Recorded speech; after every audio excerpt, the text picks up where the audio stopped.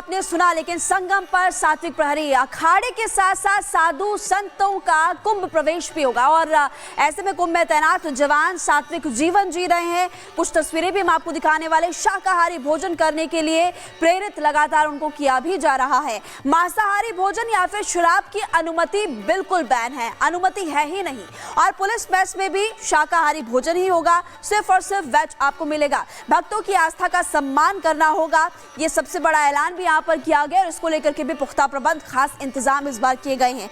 इस बार के महाकुंभ की बात करें तो भक्तों की आस्था का सम्मान करने के लिए फिलहाल ऐलान यहाँ पर किया गया है। लेकिन आपको बता दें कि सात्विक प्रहरी भी है जो, उनसे हमने बातचीत की। आखिरकार वो क्या कह रहे हैं, आपको वो भी सुनवाते हैं। जी, हम लोग तो एकदम शाकाहारी हैं, बचपन से ही है और स्वेच्छा से आए हैं। गंगा मैया ने बुलाया है। गंगा यमुना सरस्वती का जो है पावन संगम है, ये हम लोगों का भाग्य है कि सेवा करने का मौका मिलेगा। कुंभ का जो पर्व है, इसमें हम लोगों को सेवा करने का मौका मिला है। हमारे पूरे देश से, देश नहीं बल्कि विदेश से भी यहाँ पर लोग, श्रद्धालु लोग आएंगे, उनका सेवा करने का मौका मिलेगा। इससे हमारा जीवन धन्य होगा। हम यहाँ बेसिकली आए थे कुंभ में ड्यूटी करने के लिए। सेवा का जो धर्म है, मुख्य रूप से हम इसीलिए आए थे कि ड्यूटी भी होगी, आध्यात्म से हम जुड़े भी रहेंगे और बहुत सारी चीज़ें यहाँ देखने को मिलेंगी हमें। नहीं, 13 जनवरी से शुरू होने वाले आस्था की अलौकिक दुनिया के सबसे बड़े आध्यात्मिक मेले में शिरकत करने के लिए संतों के संगम तट पर पहुंचने का सिलसिला लगातार जारी है। एक तरफ संत समाज महाकुंभ को लेकर उत्साहित है, तो दूसरी तरफ अपने कल्पवास को लेकर कुटिया निर्माण में जुटे हुए हैं, जहां बैठ संगम के रेतीले तट पर तटस्थ संत ध्यान लगाएंगे, हवन पूजन भजन करेंगे। महाकुंभ मेले में आने वाले संतों की यह आध्यात्मिक यात्रा एक अद्वितीय महत्व रखती है, जो साधकों को भक्ति, तपस्या और आध्यात्मिक जागृति की खोज में गहराई तक जाने का अवसर भी देती है। इसी अवसर को पाने संत समाज दूर पहाड़ों से, कंदराओं से निकलकर संगम तट पर आते हैं और ये तैयारी उसी महायज्ञ की है। को एक दूसरे के खिलाफ भिड़ाऊंगा नहीं, मैं उनको एक दूसरे का मित्र बनाऊंगा और किस प्रकार से मैं भाषा को आगे बढ़ाऊंगा, इसलिए उस पर उन्होंने बहुत कार्य किया। मित्रों, 2011 की जो जनगणना है, जो सेंसस हुआ था, उसमें 10,000 से अधिक लोग एक भाषा का अगर प्रयोग करते हैं, वैसी भी गिनती की गई थी, तो हिंदुस्तान में, भारतवर्ष में 270 ऐसी लैंग्वेजेस है।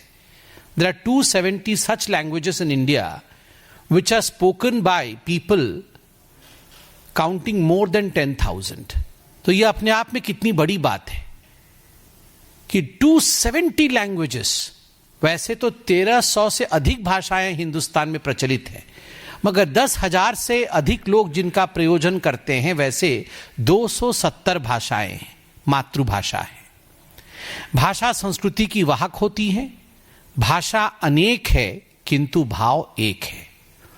और मोदी जी का जो स्वप्न रहा है विकसित भारत 2047 का, अगर भारत को विकसित बनाना है तो स्वाभाविक रूप से भाषाई रूप से भी हमें संबल बनना होगा, दृढ़ बनना होगा। जो भारत सरकार की पॉलिसी है, वो पॉलिसी है promote all Indian languages equally without any discrimination.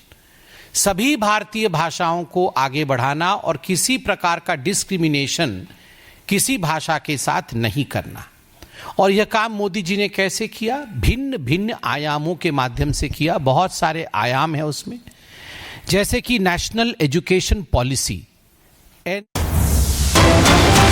और इसी बीच आपको बड़ी खबर बता दें, दिल्ली के बुजुर्गों के लिए आम आदमी पार्टी ने बड़ा ऐलान किया और बड़ा वादा किया। 60 साल के बुजुर्गों का इलाज मुफ्त में होगा। केजरीवाल 60 साल से ज्यादा उम्र के लोगों को फायदा देते हुए नजर आ रहे हैं। ऐलान किया है बुजुर्गों के इलाज का खर्च दिल्ली सरकार उठाएगी। अगर हम सत्ता में वापस आते हैं तो फिर हम 60 साल से ज्यादा उम्र के जो लोग होंगे उनका मुफ्त में इलाज कराएंगे।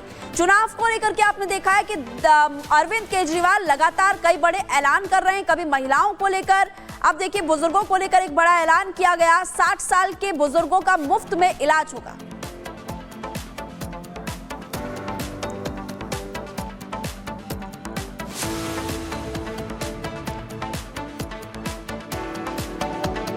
बुढ़ापे में एक चीज सबको तकलीफ देती है, जैसे जैसे उम्र बढ़ती है वैसे वैसे 100 बीमारियां आदमी को आके घेर लेती हैं। सबसे बड़ी चिंता आदमी की होती है, मैं इलाज कैसे कराऊंगा। कई ऐसे लोगों को भी जानता हूं जो अच्छे खासे परिवारों से आते हैं, लेकिन उनके बच्चे उनका ख्याल नहीं रखते। बुढ़ापे में मैंने अच्छे अच्छे परिवारों के माँ बाप को, बुजुर्गों को तड़पते देखा है। माँ बाप को उनके बच्चों ने छोड़ दिया ऐसे ही। लेकिन आप चिंता मत करना, आपका ये बेटा अभी जिंदा है।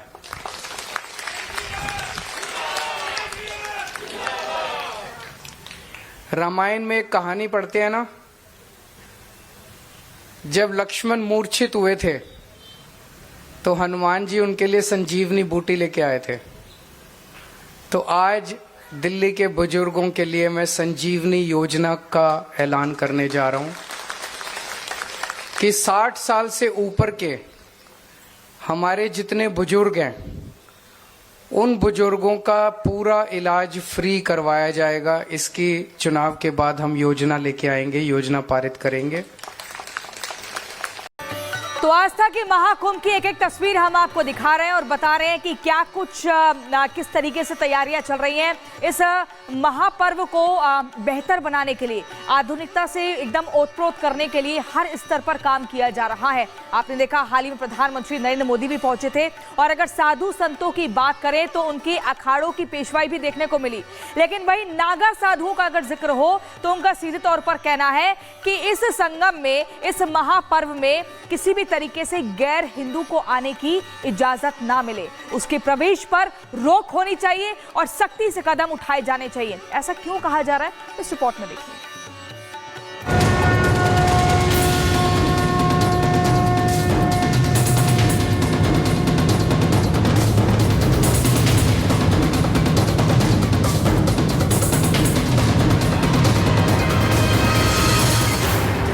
नागा साधुओं का सनातनी फरमान,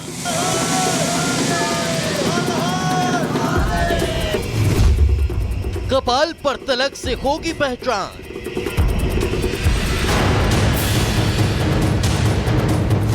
बांधना होगा कलाई पर कलावा।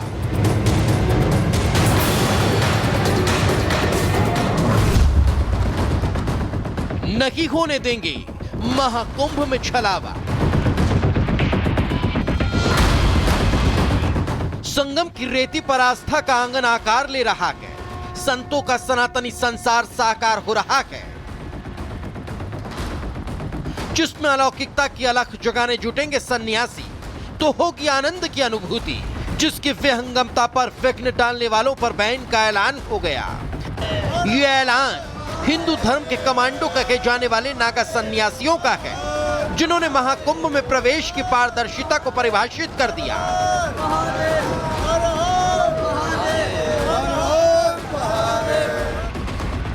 अब इसे सनातनी फरमान समझें या संतों का ऐलान, जिन्होंने महाकुंभ में आगंतुकों के प्रवेश पर नियम बना दिए, तिलक और कलाई पर कलावा अनिवार्य कर दिया, हिंदू धर्म को भ्रष्ट करने वालों पर कड़ी कार्रवाई की बात कही, धर्म की रक्षा के लिए गाइडलाइन लागू कर दी, नियम का उल्लंघन करने वालों पर कड़ी कार्रवाई की मांग की, फर्जी साधु मिलने पर